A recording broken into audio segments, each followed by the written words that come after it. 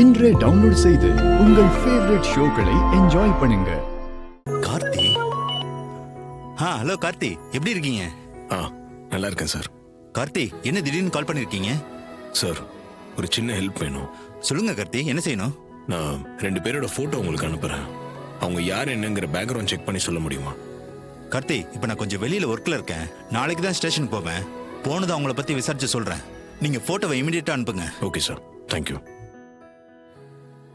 அவங்க 2 பேரை பத்தி விசாரிக்க சொல்லியிருக்கேன். நாளைக்கு சொல்றேன்னு சொல்லியிருக்காங்க. சரி, கண்டிப்பா அவங்க ஃப்ராடா தான் இருக்கணும். சரி, கல்யாணத்துக்கு இன்னும் 2 நாள் தான் இருக்கு. அது வரைக்கும் 2 பேரும் கொஞ்சம் சும்மா இருங்க. கொஞ்சம் ஏமாந்தா கூட உன் சித்தி எல்லாத்தையும் கண்டுபிடிச்சிருவாங்க. சரி, நீ ஒரு ரூமுக்கு போ.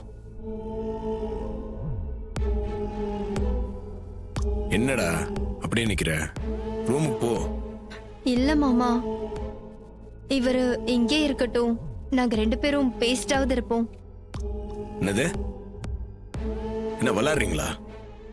இங்க எவ்வளவு பிரச்சனை போயிட்டு இருக்கு. பேசணும். டேய், ரூமுக்கு போடா. ராஜா, அவர்தான் பேசணும்னு ஆசைப்படுறாருல்ல, இருக்கட்டுமே, விடு. என்ன விடுன்ற? புரிஞ்சுக்காம பேசிட்டு இருக்காத. வா.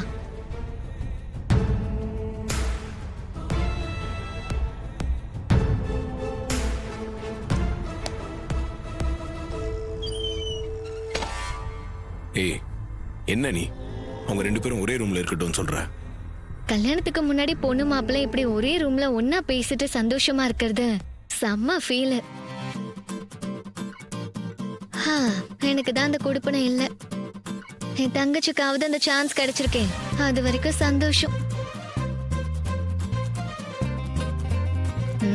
என்ன முறைக்கிற? கல்யாணத்துக்கு அப்புறமாவது உன் கூட ஜாலியா பேசி சந்தோஷமா இருக்கலாம்னு பார்த்தா நீதான் முரண்டு பிடிக்கிறியே. துர்காவோட கல்யாணத்தை பத்தி மட்டும் யோசி, வேற எதோ யோசிச்சுட்டு இருக்காத. ஆனா எனக்கு வேற எதை பத்தியும் யோசிக்க தோணல. உன்னை பத்தி மட்டும்தான் யோசிக்க தோணுது.